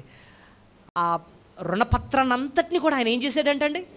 కొట్టేసాడటండి. సిలువ మీద ఆయన వేలాడి ఆయన మన కొరకు ప్రాణం పెట్టి మన వెలంతా చెల్లించి సమాప్తమైన అన్నాడే. అందుబట్టే మన పాపం అంతా కూడా రుణపత్రం అంతా కొట్టివేయబడింది. సపోజ్ ఉంది 5 లక్షలు అప్పు ఉంది అనుకుంది. పడుకుంటే ఆడే గుర్తు వస్తున్నాడు, లేకపోతే ఆడే గుర్తు వస్తున్నాడు, బాబాయ్ 5 లక్షలు ఎలా తీర్చాలరా అనుకుంటున్నాం. ఉదయాన్నే ఫోన్ చేసి తీర్చవసరం లేదులే అని అన్నాడు అనుకోండి, ఎలా ఉంటుంది మనకి? కళ నిజమా అనుకుంటా కదా, నమ్మం కాసేపు కదా. ప్రభు అదే అన్నాడు, నీ రుణం ఇంకా తీరిపోయింది, నువ్వేం చేయవసరంలే. ఎంత అంటే ఆ రుచి చూసినోడికే తెలుసు ఆ విలువేంటో. నువ్వు మనసారా స్తుతించాలంటే నా పాప రుణం అంతటి కూడా ప్రభు క్షమించేశాడా, కొట్టివేసేసాడా, ఇంకా నేను దానికి తీర్చవసరం లేదా? అసలు దాన్ని బట్టే మనం దేవుని ఎంతో మన స్తుతులు చెల్లించాలి. ఆఖరిది ఒక్క విషయం చెప్పి ముగిస్తున్నాను. ఏమండి, మనం ఈ ప్రాయశ్చిత్తం ఏంటి, ఈ విశ్రాంతి సంవత్సరం ఏంటి, సునాదం ఏంటి, ఇన్ని చదువుతున్నామే, వీటన్నిటిని ఇలా పాటించమని ఆజ్ఞ ఇచ్చింది ఎవరు చెప్పండి? దేవుడు. ఆ సునాద సంవత్సరంలో బాధపడుకున్న వాడికి, ఆ రుణం వల్ల బాధపడుతున్న వాడికి, ఆ స్థలం వల్ల బాధపడుతున్న వాడికి తిరిగి ఇచ్చేయండి అని చెప్పి ఆలోచిస్తున్నాడే. ఒక మాటలో చెప్పాలంటే ప్రభుని గురించి మన సంతోషాన్ని కోరే దేవుడు ఆయన. ఆఖరి మాట చెప్పండి, మన సంతోషాన్ని కోరే దేవుడు. ఇక్కడ చాలాసార్లు ఒక మాట ఉంటుందండి, మీరు గమనిస్తే ఈ లేవికాండం 25 చూస్తే, బాధపడకూడదు, నా బిడ్డలు బాధపడకూడదు అని చెప్పి ఎన్నిసార్లు అంటాడు చూడండి. బాధించొద్దని 25వ అధ్యాయము 14వ వచనం చివరన చదవండి. దేని విషయంలో కానీ మీరు ఒకరినొకడు బాధింపకూడదు అన్నాడు. అంటే మనం బాధపడడం ఆయనకు అసలు ఇష్టం లేదనమాట. కొంచెం కిందకి వెళ్ళి 17వ వచనం చూడండి. మీరు ఒకరినొకరు బాధింపక మీ దేవునికి భయపడవలను, నేను మీ దేవుడైన యెహోవాను. అంటే ఆయన బిడ్డలైన వారు బాధపడడం ఆయనకు అసలు ఇష్టం లేదనమాట అండి. మీరు ఇంకా అలా కిందకి వెళ్ళి 43వ వచనం చూడండి. 43వ వచనం ఇక్కడ కూడా అంటాడు, నీ దేవునికి భయపడి అట్టివాణిని కఠినముగా చూడకము అంటున్నాడు. అట్టివాణి మీరు ఎలా చూడకూడదు? కఠినముగా చూడొద్దు అంటున్నాడు అనమాట. 55వ వచనం చివరిని చూడండి. నేను ఐగుప్తు దేశంలో నుండి రప్పించిన నా దాసులే, నేను మీ దేవుడినై. వాళ్ళు ఎవరు? నాకు నా దాసులు, నా పిల్లలాళ్ళు. 54లో అతడు ఈ రీతిగా విడిపింపబడిన ఏడల సునాద సంవత్సరంలో వాడు తన పిల్లలతో కూడా విడుదల నందును. ఏలైనగా ఇశ్రాయేలు నాకే దాసులు, వాళ్ళు నాకే దాసులు, నేను ఐగుప్తు దేశం నుండి రప్పించిన నా దాసులే, నేను మీ దేవుడైన. వాళ్ళు నా బిడ్డలు, నా దాసులు కాబట్టి వాళ్ళని మీరు ఏమాత్రం కూడా బాధించొద్దు, వాళ్ళు ఏమాత్రం కూడా కఠినంగా చూడొద్దు. వాళ్ళకి మళ్ళీ ఇచ్చేయండి. అవసరమైతే నేను మిమ్మల్ని ఆశీర్వదిస్తాను, నేను మీకు రెట్టింపుగా ఇస్తాను. వాళ్ళు సంతోషంగా ఉండాలి. సో ఒక్క మాటలో చెప్పాలంటేనండి, ప్రభు మన సంతోషాన్ని కోరే దేవుడు ఆయన. మనం చూడండి, మనం మన బిడ్డలు ఏడుస్తూ ఉంటే అంటే ఒక తల్లిగా తండ్రికి మనమే తట్టుకోలేం. ఆడు ఏడుస్తున్నాడు అనుకోండి, ఆడు సంతోషంగా లేడు అనుకోండి, మనకు అన్నం కూడా తెలియదు మనకి. ఏంటి నాన్న ఎందుకు అలా డల్గా ఉన్నావు, ఏంటి ఏమైంది, నువ్వు అలా ఉంటే నాకు మనసు ఎలా ఉంటుంది అని మనమే అంటాం. ఏంటి ఎలాంటి మనుషులు. కానీ దేవాది దేవుడు మనం దుఃఖంతో, బెంగతో, భయంతో, నిరాశతో అలా ఉంటే ఆయన తట్టుకోలేడండి. ఆయన మనతో మాట్లాడతాడు. ఆయన యోహాను సువార్త 15వ అధ్యాయంలో ఆఖరిలో ఒక మాట అంటాడు. ఏమిటంటాడు తెలుసా? మీ యందు నా సంతోషం ఉండాలని, ఆ సంతోషము పరిపూర్ణం కావాలి. ఈ సంగతి నేను మీతో చెప్తున్నాను. ఆ టైంలో నిజానికి చూస్తే వాళ్ళ హృదయంలో ఎంతో కలవరం ఉంది శిష్యులకి. ఆ ముందు అధ్యాయంలో అంటాడు, మీ హృదయములను కలవరపడనీయుకుడి అంటే వాళ్ళ హృదయాల్లో ఏమున్నాయి? కలవరం ఉందని తెలిసి వాళ్ళతో కూర్చొని మాట్లాడి లాస్ట్లో అంటాడు, ఈ విషయాలన్నీ ఎందుకు తెలుసా మీతో మాట్లాడుతున్నాను? మీ హృదయంలో నా సంతోషం ఉండాలని, మీ సంతోషము పరిపూర్ణం కావాలని ఈ సంగతి మీతో చెప్తున్నాను అంటాడు. ఆయన సన్నిధిని పూర్ణ సంతోషం ఉంటుంది, నిత్య సుఖం, నిత్య ఆనందం ఉంటుంది అన్నమాట. ఒక మాటలో ఆయన మన సంతోషాన్ని కోరే దేవుడు. ఈరోజు కూడా ఈ విషయాలన్నీ మనకు ఎందుకు చెప్తున్నాడు చెప్పండి? మనం ఎలా ఉండాలని? సంతోషంగా ఉండాలని. నిన్ను పట్టించుకుని, నిన్ను పోషించి, నిన్ను నడిపించే, నిన్ను ఆశీర్వదించే దేవుడు నేనున్నాను. ఆత్మీయంగా, శరీరంగా ఆశీర్వదించే, నిన్ను నడిపించే నిత్యం. నువ్వు నా దాసుడు అని చెప్తున్నాను, నువ్వు నా బిడ్డవని నేను చెప్తున్నాను. కాబట్టి నువ్వు ఇప్పుడు ఎలా ఉండాలి తెలుసా? సంతోషంగా ఉండాలంటున్నాడు. ఆ సంతోషంతోనే ప్రభుని మనసారా మనం ఏం చేద్దాం? స్తుతులు చేద్దాం. అందరూ మోకరించండి. 7 విషయాలను కూడా మనసులో పెట్టుకుందాం.